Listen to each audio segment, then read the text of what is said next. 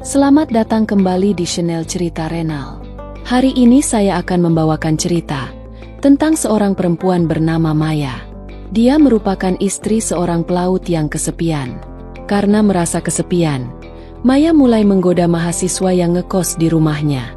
Godaan itu membawa mereka ke puncak Bogor, menginap di sebuah villa, dan menghabiskan waktu layaknya sedang bulan madu. Akibat dari itu, beberapa bulan kemudian Maya merasakan mual dan pusing. Dan ternyata, Maya hamil, mengandung anak dari mahasiswa yang ngekos di rumahnya. Bagaimana Maya menyembunyikan semua itu dari suaminya? Dan bagaimana sikap mahasiswa yang telah menghamilinya? Sebelum lanjut ke dalam ceritanya, seperti biasa absen dulu di komentar ya. Dari daerah mana kamu berasal? Dan jam berapa kamu nonton video ini? Jika sudah absen, langsung saja kita mulai ke dalam cerita lengkapnya. Maya adalah seorang wanita paruh baya. Usianya sudah melewati setengah abad, tapi wajahnya masih terlihat segar. Rambutnya sedikit beruban, tapi kulitnya masih terawat. Tanda bahwa ia pernah menjadi wanita cantik di masa mudanya. Suaminya, Haris, adalah seorang pelaut. Pekerjaannya membuatnya sering berlayar jauh. Bahkan, dalam 1 tahun, Haris hanya pulang sekali atau 2 kali, biasanya saat hari raya. Di rumahnya yang besar dan sepi, Maya tinggal sendiri. Anak-anaknya sudah dewasa. Mereka kuliah di luar kota dan jarang pulang. Hanya sesekali menghubunginya lewat telepon atau pesan singkat. Kehidupan rumah tangga yang dulu penuh tawa kini berubah menjadi sunyi.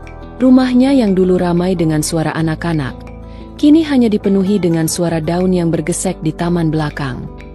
Untuk mengusir sepi, Maya menanam berbagai macam tanaman di pekarangan rumahnya. Bunga-bunga indah seperti anggrek, mawar, dan melati tumbuh subur di taman belakang. Sementara di sisi lain, ada deretan pot berisi tanaman sayuran seperti cabai rawit, tomat, dan daun bawang. Setiap pagi, sebelum matahari terik, Maya menyirami tanamannya. Ia berbicara pada bunga-bunga itu, seolah mereka bisa mendengar keluh kesahnya. Kadang ia mengelus daun anggreknya, membayangkan sedang membelai kepala anaknya yang jauh di rantau.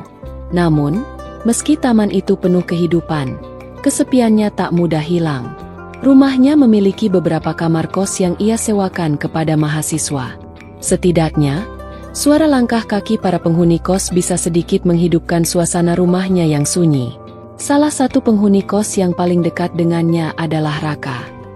Raka adalah mahasiswa semester akhir di salah satu universitas ternama di kota itu. Ia sudah 3 tahun tinggal di rumah Maya. Pemuda itu rajin, sopan, dan selalu membantu Maya merawat tanaman. Bagi Maya, Raka bukan sekadar penghuni kos. Ia seperti anak sendiri, tempat Maya mencurahkan kasih sayangnya yang tertahan. Kadang, ketika sedang menanam cabai atau mengganti pot anggrek, Maya dan Raka berbicara tentang banyak hal. Tentang kuliah Raka, tentang masa muda Maya, atau sekadar mengomentari cuaca hari itu. Kehadiran Raka sedikit banyak mengobati kesepian Maya. Setidaknya, ada seseorang yang bisa diajak bicara. Namun, meski begitu, hati Maya tetap terasa kosong. Setiap malam, saat duduk sendiri di ruang tengah, ia sering memandangi foto keluarga yang terpajang di dinding. Foto Haris dengan seragam pelautnya, tersenyum lebar di samping Maya yang masih muda. Foto anak-anaknya yang dulu selalu mengelilinginya. Semua kenangan itu terasa begitu jauh, seolah hanya bayangan samar di sudut pikirannya. Maya tahu, kesepiannya tak akan mudah hilang. Namun, untuk saat ini, Taman dan Raka adalah pelipur lara yang bisa sedikit mengurangi perasaan hampa di hatinya. Setidaknya, untuk sementara waktu. Seiring waktu, hubungan antara Maya dan Raka semakin dekat. Bukan hanya sekadar pemilik kos dan penghuni, tapi seperti hubungan ibu dan anak. Raka sering membantu Maya merawat tanamannya. Setiap pagi, sebelum berangkat kuliah, ia menyempatkan diri untuk menyiram bunga atau mengganti pot yang mulai retak. Kadang, Maya dan Raka menghabiskan waktu bersama di taman belakang. Mereka bercanda sambil mencabuti rumput liar yang tumbuh di sela-sela pot. Suatu pagi, ketika mereka sedang memindahkan pot anggrek yang mulai terlalu besar, tangan mereka tanpa sengaja bersentuhan. Maya terdiam sejenak, merasakan hangatnya sentuhan tangan Raka. Jantungnya berdebar. Perasaan yang sudah lama ia lupakan tiba-tiba muncul. Ia cepat-cepat menarik tangannya, mencoba menyembunyikan kegugupannya dengan tersenyum. Raka hanya tersenyum kecil, seolah tak menyadari kegelisahan Maya. Maya mulai memperhatikan hal-hal kecil tentang Raka. Cara pemuda itu tersenyum saat melihat bunganya mulai berbunga, atau bagaimana matanya berbinar ketika menceritakan prestasinya di kampus. Kadang, saat mereka duduk di bangku taman, Raka tak segan menceritakan masalah kuliahnya atau curhat tentang teman-temannya. Maya mendengarkan dengan seksama, merasa seperti seorang ibu yang mendengar cerita anaknya. Namun, seiring berjalannya waktu, perasaan Maya mulai berubah. Ia mulai merasakan sesuatu yang berbeda setiap kali melihat Raka. Bukan lagi sekadar rasa sayang seorang ibu kepada anaknya, tapi lebih dari itu. Pernah suatu hari, mereka sedang memasak bersama di dapur. Maya memotong bawang, sementara Raka menumis bumbu di wajan. Aroma bawang yang harum memenuhi ruangan. Mereka bercanda tentang betapa pedasnya bawang itu hingga membuat mata mereka berair. Ketika Raka tanpa sadar menyeka air mata Maya dengan ujung jarinya, Maya kembali merasakan debaran aneh di dadanya. Ia terdiam sejenak, menatap wajah Raka yang begitu dekat. Untuk beberapa detik, waktu seolah berhenti. Saat itu, Maya sadar bahwa perasaannya mulai berubah.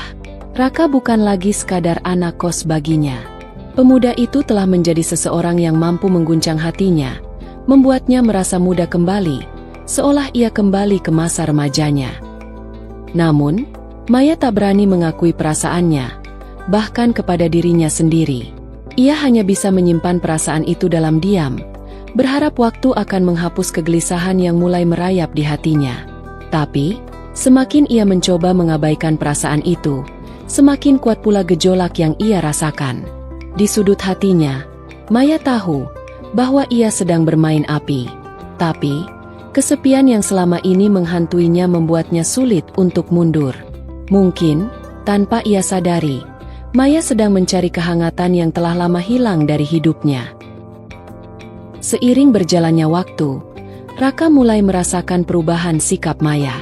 Wanita parubaya itu semakin sering mendekatinya, bahkan mencari alasan untuk menghabiskan waktu berdua. Awalnya, Raka berpikir itu hanya perhatian seorang ibu kepada anaknya, tapi lama-kelamaan, gestur Maya mulai terasa berbeda. Pernah suatu malam, Maya mengajak Raka menonton film di ruang tengah. Film yang mereka tonton adalah drama romantis yang penuh dengan adegan emosional. Saat adegan cinta mulai muncul di layar, suasana di antara mereka pun terasa canggung. Maya duduk lebih dekat dari biasanya. Bahunya menyentuh lengan Raka, dan Raka bisa merasakan aroma parfum bunga melati yang biasa dipakai Maya. Saat salah satu adegan romantis memuncak, Maya tiba-tiba meraih tangan Raka. Ia menggenggamnya erat, seolah mencari kehangatan yang selama ini hilang. Raka terkejut, tapi tak berani menarik tangannya. Ia hanya terdiam, membiarkan jemari Maya merayap di sela-sela jari tangannya. Detak jantung Raka semakin cepat. Ia berusaha mengalihkan pikirannya ke layar televisi, tapi sulit baginya untuk tidak merasakan kelembutan tangan Maya yang hangat. Sesekali, Maya melirik ke arah Raka, seolah menunggu reaksi dari pemuda itu. Namun, Raka hanya menatap lurus ke depan, meski pikirannya sudah mulai kacau. Beberapa menit kemudian, Maya semakin berani. Ia perlahan menggeser tangannya dari jemari Raka ke pahanya. Jari-jarinya yang lentik mulai mengelus paha Raka dengan gerakan perlahan, tapi penuh makna. Raka terdiam, tubuhnya kaku, tapi hatinya bergolak. Perasaan bingung, canggung, dan malu bercampur jadi satu. Maya menyadari bahwa Raka tidak menolak, meski pemuda itu tampak gelisah. Ia pun semakin berani. Sesekali, Maya menatap wajah Raka, melihat ekspresi kebingungan yang tak bisa disembunyikan pemuda itu. Namun, saat Maya mencoba mendekatkan wajahnya, Raka tiba-tiba menarik diri dengan alasan ingin mengambil minum di dapur. Setelah kejadian itu, Maya semakin sering mencari alasan untuk berduaan dengan Raka. Ia mulai mengajak Raka ke mall untuk berbelanja, meski sebenarnya ia tak butuh banyak barang. Mereka berkeliling toko, memilih pakaian, atau sekadar duduk di kafe sambil menikmati kopi. Maya seringkali menggoda Raka dengan pujian-pujian kecil, seperti memuji tubuh tegapnya atau senyumannya yang manis. Raka, meski sering merasa canggung, tak bisa sepenuhnya menolak perhatian Maya. Di satu sisi, ia merasa harus menjaga jarak, tapi di sisi lain, ada perasaan aneh yang mulai tumbuh dalam hatinya. Sesuatu yang membuatnya tak bisa sepenuhnya menjauhi Maya. Maya pun semakin berani menunjukkan perasaannya. Ia seringkali menyentuh lengan Raka saat mereka berjalan berdampingan, atau merapikan kerah baju Raka dengan lembut, seolah mereka adalah pasangan kekasih. Setiap sentuhan Maya, meski sederhana, selalu membuat hati Raka bergetar. Meski begitu, Raka tak berani melangkah lebih jauh. Ia masih berusaha menahan diri, meski godaan dari Maya semakin sulit diabaikan. Di sudut hatinya, Raka tahu, hubungan mereka sudah mulai memasuki wilayah berbahaya. Namun, seakan tersihir oleh kehangatan Maya, ia tak mampu sepenuhnya melepaskan diri. Malam itu, hujan turun deras. Petir menyambar beberapa kali, membuat kaca jendela bergetar. Maya sedang duduk di ruang tengah, menonton acara televisi sambil menyelimuti tubuhnya dengan selimut tipis. Raka baru saja pulang dari kampus. Saat ia masuk ke dalam rumah, tiba-tiba listrik padam. Rumah besar itu langsung gelap. Hanya suara hujan yang terdengar, bergemuruh di luar jendela. Maya meraba-raba mencari lilin di laci dekat televisi. Raka yang baru melepas sepatunya ikut membantu, mengambil korek api dari dapur. Tak lama kemudian, beberapa lilin sudah menyala di meja ruang tengah, memancarkan cahaya temaram yang membuat bayangan mereka menari di dinding. Sepertinya hujan kali ini cukup besar, ujar Raka sambil duduk di sofa, menyandarkan tubuhnya yang lelah. Maya duduk di sampingnya, merapatkan selimut di pundaknya. Mereka terdiam sejenak, mendengarkan suara hujan yang semakin deras. Tanpa sadar, Maya mulai berbicara tentang kehidupannya, tentang bagaimana rumah itu dulu begitu ramai, penuh tawa dan canda anak-anaknya, tentang suaminya yang jarang pulang, dan tentang kesepiannya yang semakin hari semakin sulit diabaikan. Kadang saya merasa seperti hidup dalam penantian yang tak berujung, ujar Maya pelan. Matanya menerawang ke arah lilin yang berkelap-kelip di meja. Anak-anak sudah besar, suami jarang pulang. Kadang saya bertanya, untuk apa saya hidup sendirian seperti ini? Raka mendengarkan dengan serius. Ia tak pernah melihat Maya sejujur ini sebelumnya. Biasanya, Maya selalu tersenyum dan tampak kuat. Tapi malam itu, wanita parubaya itu terlihat rapuh, seolah ada sesuatu yang hilang dari hidupnya. Maya tiba-tiba meraih tangan Raka. Ia menggenggamnya erat, seolah mencari kehangatan yang selama ini hilang. Raka terdiam, jantungnya berdetak lebih cepat. Ia bisa merasakan jemari Maya yang halus, sedikit bergetar, tapi hangat. Tanpa banyak bicara, Maya menyandarkan kepalanya ke bahu Raka. Ia memejamkan matanya, merasakan ketenangan yang sudah lama ia rindukan. Raka kaget, tapi tak berani menolak. Ia hanya terdiam, membiarkan Maya bersandar di bahunya. Beberapa detik kemudian, Maya perlahan mengangkat kepalanya. Ia menatap wajah Raka yang kini begitu dekat. Cahaya lilin memantulkan bayangan wajah mereka di dinding, menciptakan suasana yang semakin intim. Perlahan, Maya mendekatkan wajahnya ke wajah Raka. Hembusan napasnya terasa hangat di pipi pemuda itu. Tanpa berpikir panjang, Maya mencoba mencium pipi Raka. Bibirnya yang hangat menyentuh kulit Raka, membuat pemuda itu terkejut. Raka terdiam, tak mampu berkata apa-apa. Tubuhnya kaku, tapi jantungnya berdebar kencang. Saat itu, Raka akhirnya menggerakkan tangannya. Ia meraih punggung Maya, memeluknya dengan canggung. Mereka terdiam dalam keheningan, hanya suara hujan di luar yang menjadi saksi pertemuan mereka. Namun, saat Maya mencoba melangkah lebih jauh, Mencoba mempererat pelukan mereka, Raka tiba-tiba tersadar. Ia perlahan melepaskan pelukannya, menarik diri dari Maya. Dengan suara yang sedikit bergetar, Raka beralasan, "Maaf, Bu, saya rasa saya perlu tidur lebih awal malam ini." Maya terdiam, melihat Raka yang perlahan bangkit dari sofa dan melangkah menuju kamarnya. Ia tak berkata apa-apa, hanya menatap punggung pemuda itu yang perlahan menghilang di balik pintu kamar. Maya menarik napas dalam, mencoba menenangkan hatinya yang tiba-tiba terasa kosong. Ia sadar bahwa malam itu, batas yang selama ini ia coba pertahankan, telah terlampaui. Setelah kejadian di malam hujan itu, Maya merasa semakin gelisah.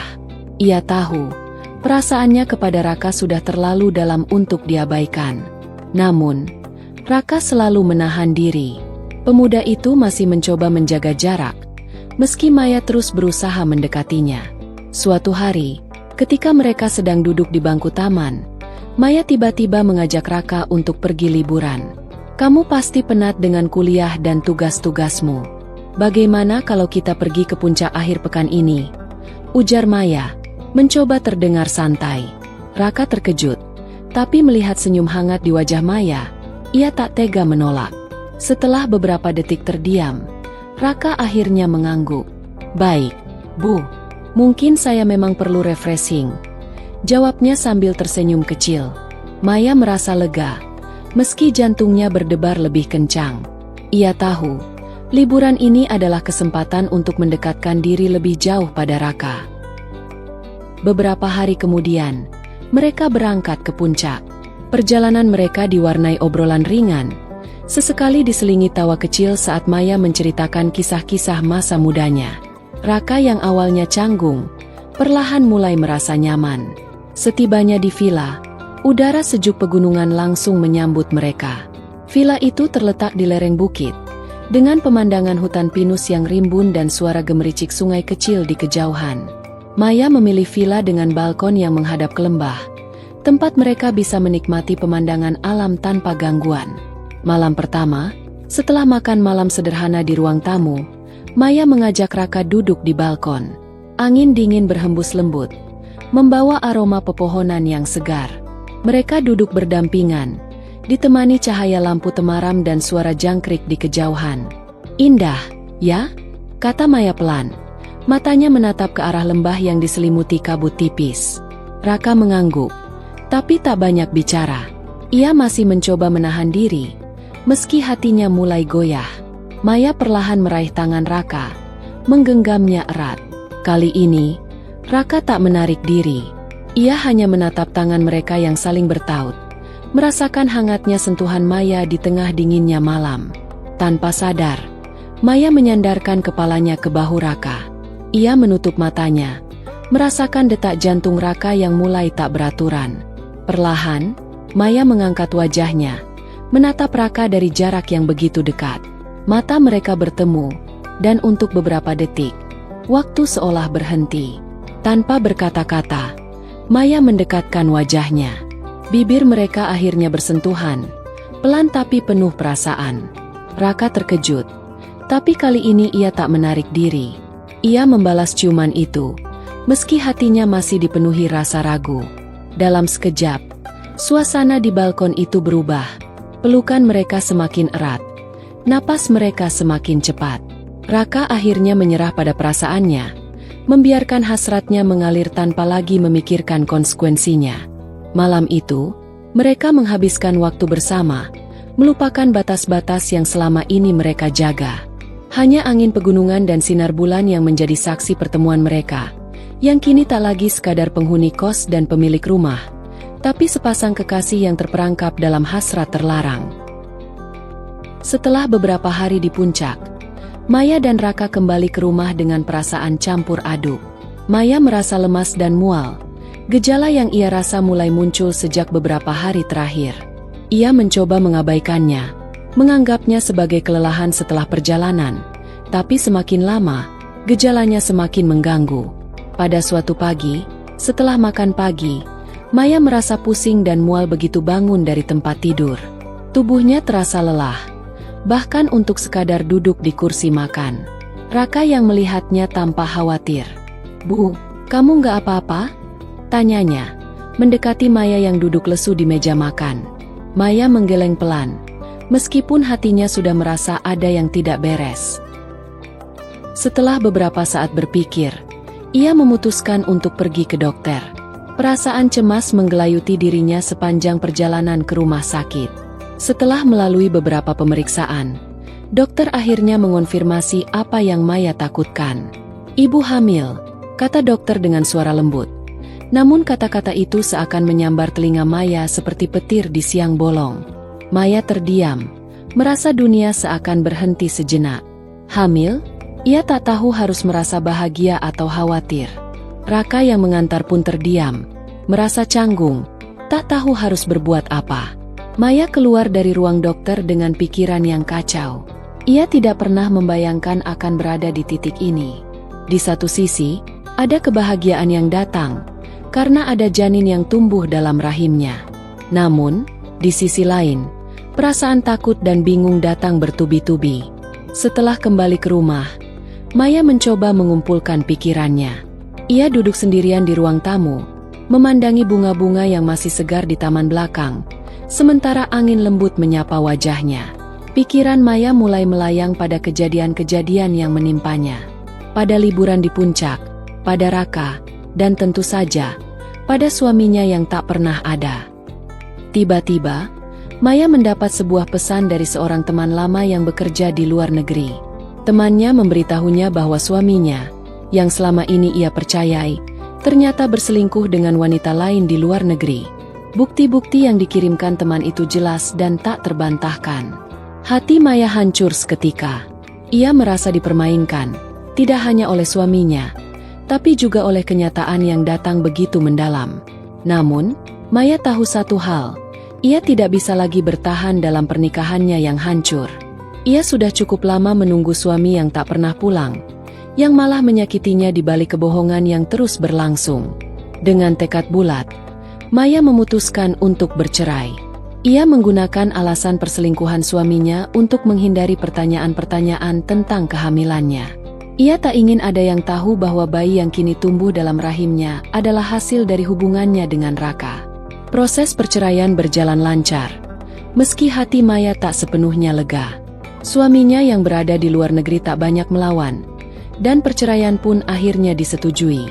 Kini, Maya benar-benar merasa bebas dari pernikahan yang selama ini membuatnya merasa terkurung. Namun, kebebasan itu datang dengan harga yang harus ia bayar. Kini, Maya menghadapi masa depan yang penuh ketidakpastian. Ia tahu bahwa ia harus mengurus bayi yang ada dalam kandungannya, namun ia juga merasa takut dengan tanggung jawab yang datang. Bagaimana ia akan melanjutkan hidup setelah ini? Apa yang akan terjadi dengan hubungan antara dirinya dan Raka? Di tengah kebebasan yang baru ia raih, ketakutan akan masa depan selalu menghantui Maya. Namun, satu hal yang pasti, Maya tak akan menyerah. Ia telah memilih jalan ini, dan meskipun jalan itu penuh dengan ketidakpastian, ia akan berjuang untuk anak yang kini ada di dalam rahimnya. Kabar kehamilan Maya akhirnya sampai ke telinga Raka. Perasaan pertama yang muncul dalam dirinya adalah kebingungan. Tidak ada kata yang bisa menggambarkan bagaimana perasaan Raka saat mendengar kabar itu. Ia terdiam panjang, matanya memandang kosong keluar jendela kamar. Kehamilan itu, yang sejak awal ia rasakan sebagai sesuatu yang mungkin tak terbayangkan, kini nyata di depan matanya. Maya menatapnya dengan cemas, menunggu respons dari Raka. "Raka, aku tidak tahu harus bagaimana. Aku takut." Suara Maya bergetar. Raka yang biasanya tampak tenang, kini terlihat lebih gelisah. "Bu, aku nggak tahu harus bilang apa," jawab Raka pelan. Suaranya sedikit bergetar, "tapi aku akan bertanggung jawab. Ini anak kita, Bu." Maya menatap Raka. Perasaan campur aduk menghantui hatinya. Ia tahu, ini bukanlah keputusan mudah. Ada banyak hal yang harus mereka pertimbangkan. Namun, dalam hati, Maya merasa ada harapan kecil. Raka bersedia bertanggung jawab, meskipun mereka tahu, hubungan ini jauh dari mudah. Mereka berdua memutuskan untuk bertemu dengan orang tua Raka. Maya yang selama ini tidak pernah terlalu dekat dengan keluarga Raka merasa cemas. Ia tahu, kedatangan mereka akan membuat banyak orang terkejut, bahkan mungkin marah. Namun, ia juga tahu bahwa mereka tak punya pilihan lain. Saat mereka tiba di rumah orang tua Raka, suasana langsung tegang. Orang tua Raka, terutama ibunya, terlihat sangat terkejut dan bingung. Awalnya, Ibu Raka mengajukan banyak pertanyaan yang sulit dijawab. "Kalian tahu kan ini salah? Ini tak bisa dibiarkan begitu saja," ujar ibunya dengan nada tinggi. Raka menunduk, menghindari tatapan ibu dan ayahnya. Maya yang duduk di sampingnya hanya bisa menahan diri, mencoba menunjukkan keseriusan dan rasa tanggung jawab yang sudah ia pilih. Tak lama setelah itu, ayah Raka yang lebih tenang berbicara. "Kami tahu ini bukan keputusan yang mudah. Tapi kalian sudah dewasa dan harus menghadapi ini. Kita akan mencari jalan terbaik." Setelah beberapa jam penuh diskusi, orang tua Raka akhirnya setuju, meskipun dengan perasaan campur aduk. Mereka menyarankan agar Raka dan Maya menikah secepatnya untuk menghindari fitnah dan menjaga nama baik keluarga. Keputusan ini diambil demi masa depan. Meski jelas ada banyak perasaan yang belum terselesaikan. Pernikahan mereka pun dilaksanakan dengan sederhana namun penuh emosi. Maya mengenakan gaun pengantin putih yang sederhana, sementara Raka mengenakan jas yang sedikit kusut karena ketegangan yang ia rasakan. Keluarga kedua belah pihak hadir, meski mereka masih merasa tidak nyaman dengan situasi ini. Namun, meskipun pernikahan itu penuh dengan kebingungan dan penyesalan, ada juga sedikit kebahagiaan. Maya dan Raka saling berjanji untuk memulai hidup baru, meskipun tidak mudah. Mereka tahu bahwa masa depan mereka penuh dengan tantangan, namun mereka bertekad untuk berjuang bersama. Setelah pernikahan, mereka kembali ke rumah Maya, tempat yang selama ini menjadi saksi bisu perjalanan mereka. Di taman belakang rumah, yang penuh dengan bunga-bunga yang mereka rawat bersama, Maya dan Raka duduk berdua. Maya menyandarkan kepala di bahu Raka, merasakan hangatnya pelukan suaminya. Meskipun perasaan mereka masih rumit, ada kelegaan kecil di hati Maya. Mereka berdua kini bersatu dalam satu ikatan, yang meskipun tidak sempurna, adalah sebuah kenyataan yang harus mereka hadapi bersama. Di antara bunga-bunga yang selalu menyaksikan kisah cinta terlarang mereka duduk diam, merenung, memikirkan masa depan yang tak pasti. Namun, satu hal yang pasti, meskipun segala sesuatunya berubah dengan cepat, mereka akan menjalani kehidupan ini bersama, meski penuh dengan penyesalan, kebahagiaan, dan harapan untuk masa depan yang lebih baik.